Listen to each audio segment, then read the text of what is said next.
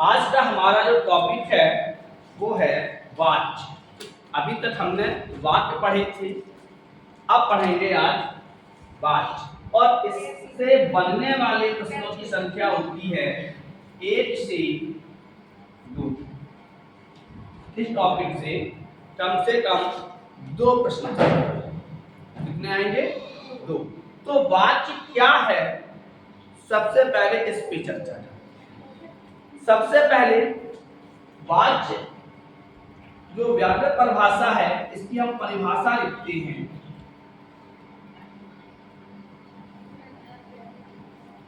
छोटी सी परिभाषा है, क्रिया का रूपांतरण वाच्य कहलाता है।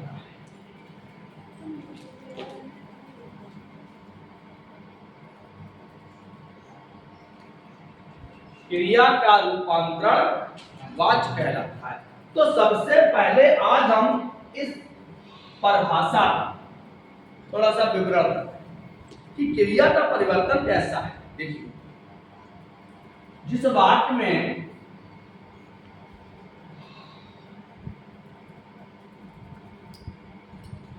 ये पता चले, हालांकि ये परिभाषा किताब में बहुत कम है, जिस वाक्य में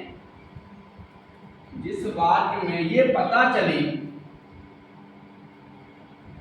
कि क्रिया का प्रयोग कर्ता के अनुसार है, कर्ता के अनुसार या कर्म के अनुसार अथवा भाव के अनुसार है, वो वाच्य कहलाता है। यानी कि जिस बात से हमें ये पता चले कि क्रिया किसके अनुसार है, कर्ता के अनुसार है या कर्म के अनुसार है या भाव के अनुसार है, ये चीज हमें कौन बताता है? वाच्य। जैसे राम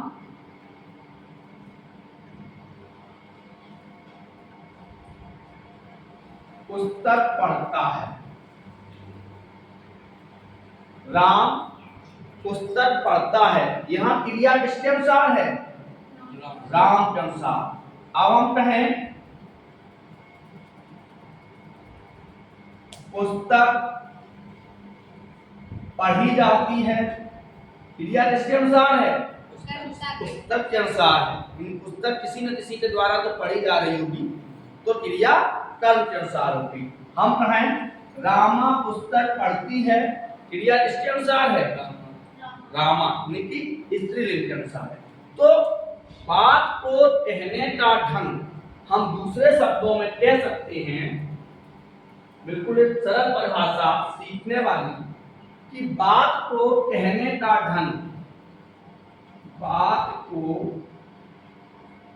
कहने का ढंग क्रिया कहते हैं, वाच्य कहलाता है। वाच्य बात को कहने का ढंग। अब हम ये नहीं कहेंगे कि राम खाना खाती है, ना हम ये कह सकते हैं कि राधा खाना खाता है, नहीं कहेंगे। राम खाना खाता है, राधा खाना खाती है। यानी अपनी बात को कहने का ढंग क्या है? हम रोती हैं, हम रोती हैं, क्रिया कैसी है? हम के अनुसार। अब यहाँ पे स्त्रीलिंग या पुल्लिंग, तो बात सही है। अब हम जाकर राधा रोता है, राधा रोता है, राम रोती है, तो हंसी आएगी, ये कहो देती भाई नहीं, राम रोता है और राधा क्या है? मोहन कहाँ है? सोती है, मोहन सोती है। दुबई की भाषा है। दुबई की भाषा नहीं है, दुबई की है। अच्छा दुबई की है। चलो, देखिए यहाँ पे बात को कहने का जो ढंग है, वो वाच, या इसका मतलब दुबई में भाषा लड़कियों के ऊपर बोली जाती है। लड़कियों के ऊपर बोली जाती है, इनकी वहां पे क्रिया की प्रधानता होती है कर्ता की। तो जहां वाच में अब क्रिया का रूपांतरण ही तो वाच है। हमने कहा राम हंसता है, हम नहीं कह सकते कि राम हंसती है। क्यों नहीं कह सकते? क्योंकि हमारा कर्ता पुल्लिंग है। तो क्रिया कर्ता के अनुसार जहां होती है, क्रिया कर्म के अनुसार, जैसे राधा पत्र लिखती है। अब हम लिखें पत्र लिखा जाता है,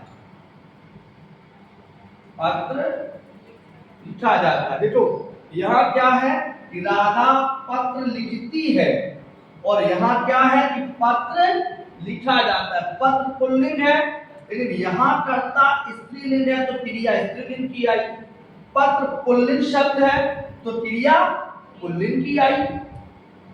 यानी यहाँ कर्म के किसी न किसी के द्वारा तो पत्र लिखा जा रहा है, लेकिन जब केवल ये हो कि पत्र लिखा जाता है तो उसे हम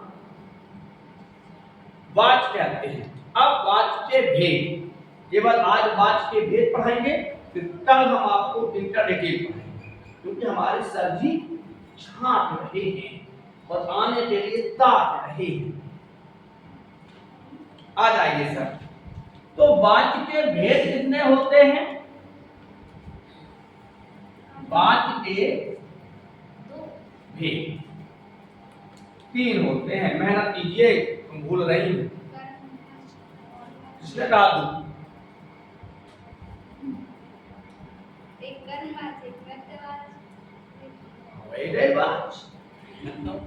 खत्म। एक आदमी था, देखो जब आदमी को ज्ञान कम होता है तो एक छोटी सी बात बताऊं। 2 मुसाफिर जा रहे थे, एक के पास सत्तू थे, सतुआ, और एक के पास धान थे। धान यही चावल वाले, बिना टूटे चावल।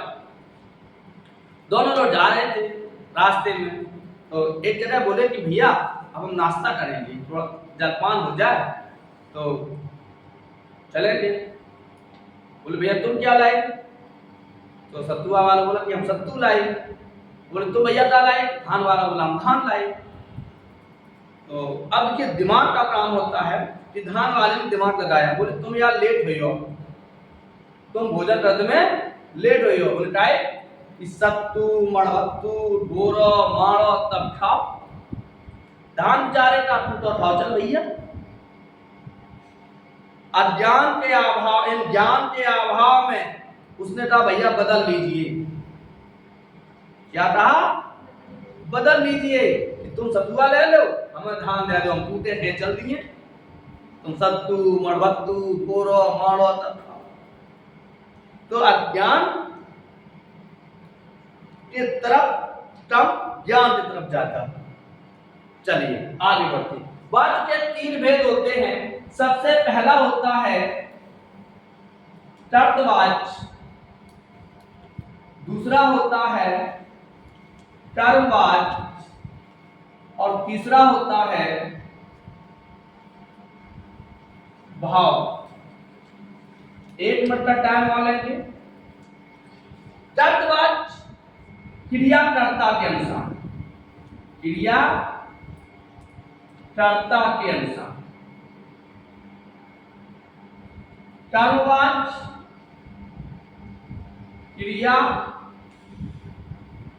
कर्म के अनुसार। भाववाच क्रिया